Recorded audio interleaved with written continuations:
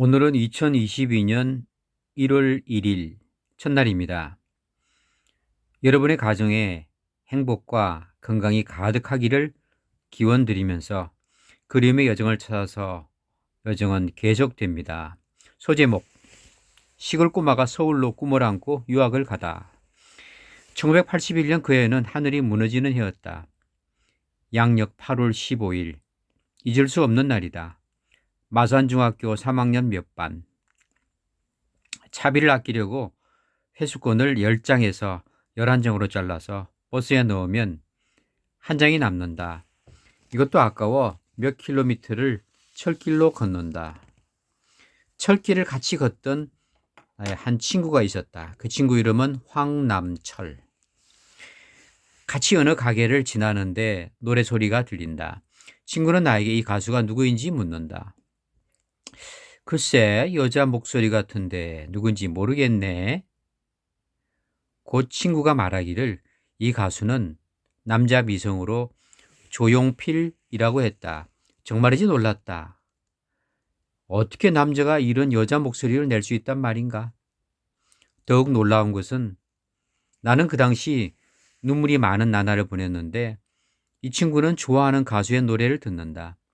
정말 다른 세상에 살고 있는 듯했다. 물론 그 친구는 포장마차에서 오뎅도 사 먹을 수 있을 친구였던 것이다. 선치는 집안을 살리려고 애를 쓰신 것을 주변인들로부터 듣고 직접 보기도 하였다. 복숭아 씨를 키워 살림에 보태고 사과 각수원을 하여 살림에 보태려고 하셨고 때로는 지렁이를 길러 토령탕을 해보시려고 시도를 하셨다. 하지만 성격과 주변 환경은 맞지 않았을 것이고 그에 따른 스트레스 또한 심했을 것이다.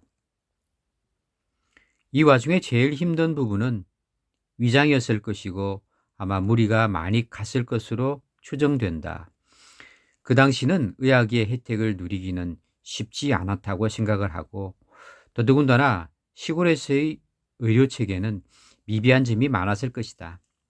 돌아가시기 전 최종으로 서울대 병원에서도 치료를 받으신 것으로 아는데 이미 늦은 상태였다고 한다. 결국 시골집으로 오시게 되고 돌아가시기 전날 시골집 큰 방에 누우시고 가끔 일어나시면 어깨를 주물러 드렸는데 선친께서는 의사처럼 잘 주무른다고 칭찬을 아끼지 않으셨다. 중학교 3학년은 진짜로 의사가 된 듯한 착각을 한 것이다. 당연히 의사가 되고 싶다고 생각을 하게 된다. 마지막 숨이 넘어가기 전 모신께서는 촛불을 켜시고 아버지 손에 쥐어주시면서 좋은 데가 있어, 좋은 데가 있어 라고 하셨고 나도 같이 좋은 데가 있어 라고 한다. 그때는 무슨 말인지 몰랐는데 나중에 책을 통해 보니까 임종 당시 밝은 촛불을 켜고 좋은 데가 있어 라고 하면 좋은 곳으로 간다라는 말이 있다는 것이다. 정말 밝고 좋은 곳을 염연하면 밝고 좋은 곳을 간다는 것이다. 이렇게 임종을 지켜본 것이다. 이 즈음 나의 미래는 정해져 있었는지 서울에 있는 형 집으로 이사를 가게 되고 서울 동북중학교에 전학을 가게 된다. 그런데 나의 경우는 장례식에 참여를 하지 못하게 된다. 고등학교 입학을 위해서 잠실에 있는 신천중학교에서 체력장 시험을 보아야 한다는 통보가 온 것으로 기억한다. 지금 생각하면 아버지가 돌아가셨는데 장례식에 참석을 못하고 왜 나를 서울로 보냈는지 궁금하고 못내 아쉬움이 있다. 다행인 것은 장례식 때 찍은 사진이 지금도 나에게 몇 장이 있다. 사진을 보면 시골의 앞마당에 관을 두고 뭔가를 덮는 모습이 있다.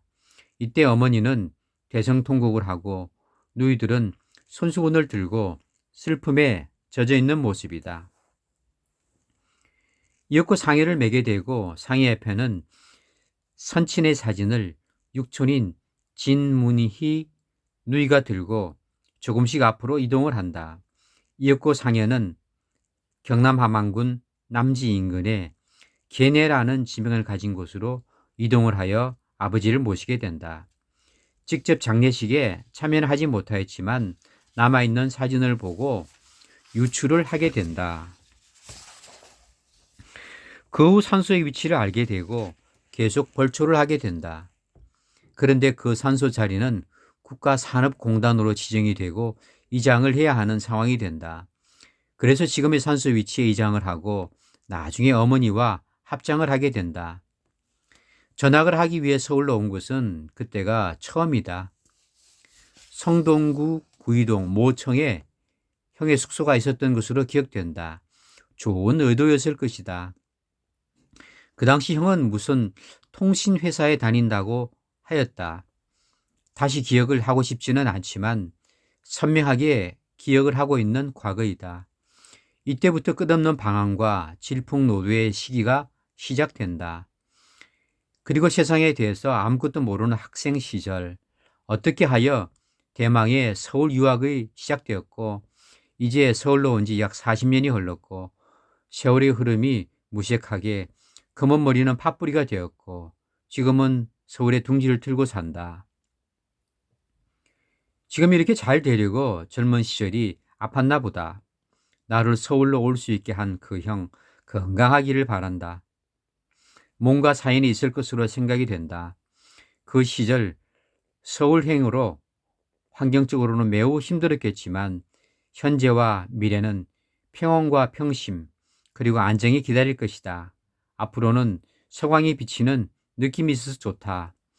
여태까지 도와주신 많은 분들이 건강하였으면 좋겠다는 바람을 가지면서 올해 22년 이민년 새해를 맞아서 촬영을 마치겠습니다. 그리움의 여정을 찾아서 이야기는 계속됩니다.